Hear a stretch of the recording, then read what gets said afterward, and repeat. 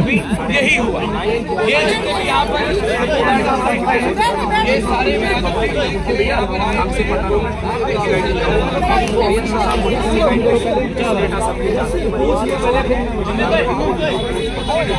Media के लोगों से मैं ये कह रहा हूँ, मैं बार बार एक रिक्वेस्ट है कि प्लीज आप ये जो कॉर्नर करके बाइक मत लीजिए।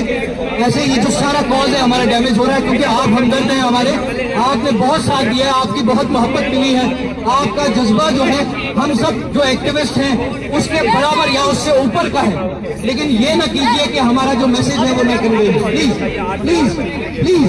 मैं इसके साथ ही जो है गुजारिश करूंगा, हमारे एक जिंदा दिल नेता जो पिछले कई दिनों से जिस दिन से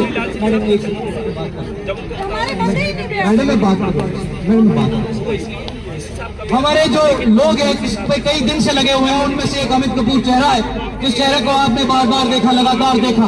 इस चेहरे ने बार बार आवाज बुलंद की, इस चेहरे ने बार बार बात की। तो अमित कपूर जी हमारे बीच हैं, अपने विचार रखेंगे, दर्द इनका हम समझते हैं, जानते हैं, और आज फिर उस दर्द का इजहार अमित जी अपने बीच में करेंगे।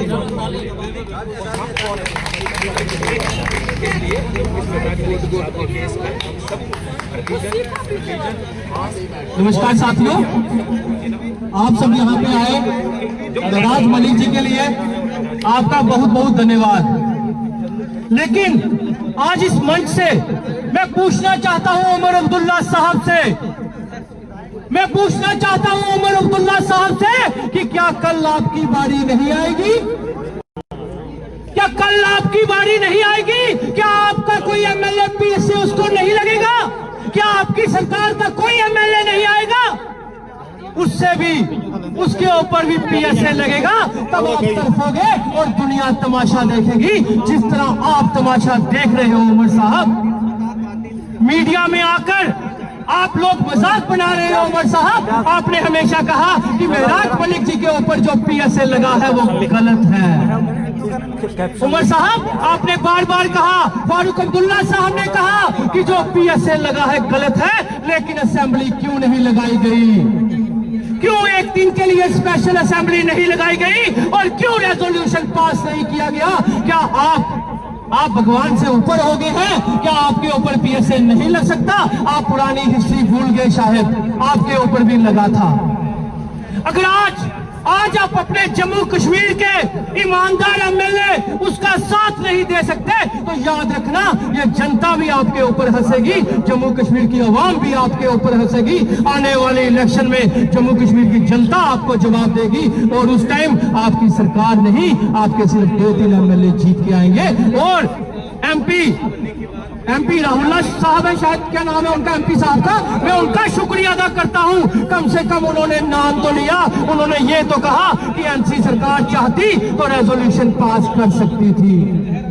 लेकिन अफसोस जितने भी लोग एनसी पार्टी के हैं, मैक्सिमम ये कहते हैं कि महराज मलिक जी की कोई गलती नहीं। कांग्रेस वाले ये कहते हैं महराज मलिक जी की कोई गलती नहीं, पीडीपी वाले ये कहते हैं महराज मलिक जी की कोई गलती नहीं। तो बताइए फिर असेंबली क्यों नहीं लगाई गई? आज पूरा जम्मू कश्मीर आपसे पूछता है, जम्मू कश्मीर की जनता आपसे पूछती है कि असेंबली क्यों नहीं लगाई गई? अगर उमर साहब थोड़ी सी इंसानियत बची है, अगर ईमानदारी है, अगर आपको डर नहीं सता रहा महराज मलिक का, अगर आपको यह डर नहीं सता रहा कि महराज मलिक कहीं आने वाला सीएम ना बन जाए, आने वाला जम्मू कश्मीर का सीएम ना बन जाए, क्रांतिकारी जो लीडर महराज मलिक है, अगर आपको डर नहीं सता रहा तो कल के कल ही असेंबली लगाइए, रेजोल्यूशन पास कीजिए और महराज मलिक का पीएसए रिवोक करवाइए। मीडिया में आकर तमाशा मत बनाइए। आज आवाम जाग चुकी है, जम्मू कश्मीर की जनता जाग चुकी है।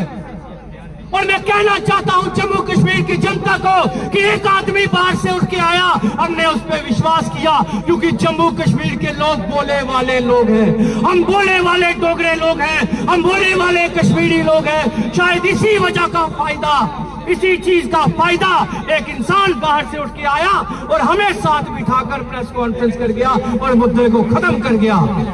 लेकिन जम्मू कश्मीर की आवाम, जम्मू कश्मीर का यूथ, जम्मू कश्मीर की मातृशक्ति, मैं सबको ये निवेदन करना चाहता हूं कि उठिए, आवाज उठाइए, वी वांट जस्टिस लिखिए, महराज मलिक को रिलीज करने की बात कहिए।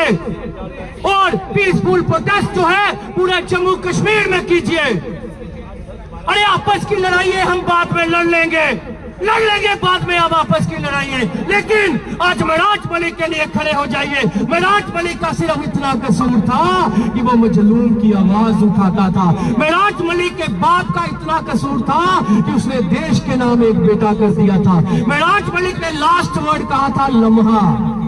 याद रखिए, जब मेराज मलिक को मेडिकल करवाने के लिए कठुआ लिया गया तो एक ही वर्ड उन्होंने बोला था, लम्हा। ये लम्हा जो होता है ये दौर, यानी कि आज दौर डीसी साहब आपका है, आज दौर बीजेपी वालों आपका है, कल दौर जो होगा वो मेरे मेहराज मलिक का होगा, मेरे जम्मू कश्मीर के मजलूम का होगा।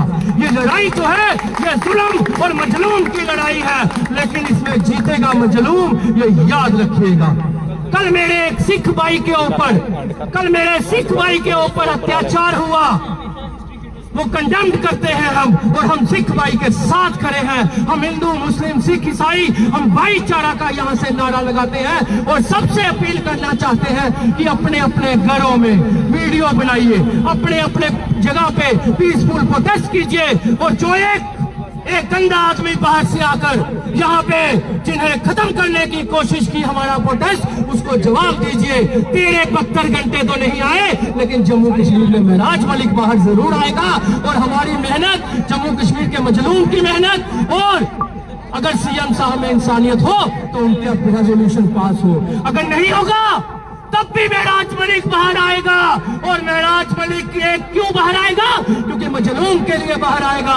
वो आज भी अंदर मजबूत है, वो जनता की आवाज उठाने को बाहर आएगा, वो आने वाला सीएम बनने बाहर आएगा, और जम्मू कश्मीर की जनता उसका एहसान नहीं भूल सकती। चंद टुकड़े, चंद लोग जो उसको बदनाम करने की कोशिश कर रहे हैं, मैं उनको बताना चाहता हूं, कहीं पे भी डिबेट में आ जाइएगा मेरे साथ, आ जाइएगा बीजेपी वालों, आप लोग आ जाइएगा कहीं पे भी डिबेट पे। मैं आपको बता दूंगा कि मेराज मलिक वो इंसान है जो गोली का जवाब गोली से देने के लिए बोला था, जो आतंकवादियों का खात्मा करने के लिए बोला था, जो मेराज मलिक ने पाकिस्तान मुर्दाबाद बोला था और पाकिस्तान को खत्म करने की बात कही थी, और आप उसका नाम जोड़ रहे हो जिहादियों से।